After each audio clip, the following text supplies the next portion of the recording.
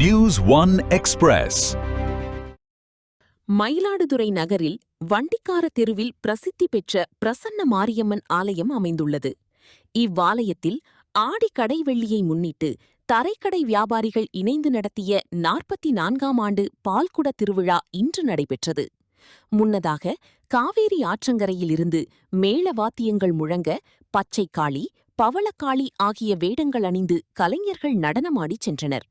அதன் தொடர்ச்சியாக விரதமிருந்த பக்தர்கள் ஏராளமானோர் பால்குடம் மற்றும் அலகு காவடி எடுத்து ஊர்வலமாக நகரின் முக்கிய வீதி வழியாக சென்று இறுதியில் ஆலயத்தை வந்தடைந்தனர்.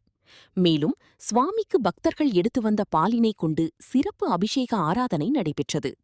பின்னர் சந்தனக்காப்பு அலங்காரம் செய்யப்பட்டு மகா தீபாராதனை காண்பிக்கப்பட்ட நிலையில் திரளான பக்தர்கள் பங்கேற்று சுவாமி தரிசனம் செய்தனர். செய்திகளை உடனுக்குடன் தெரிந்து கொள்ள லைக் பண்ணுங்க, ஷேர் பண்ணுங்க, சப்ஸ்கிரைப் பண்ணுங்க, மறக்காம கமெண்ட் பண்ணுங்க.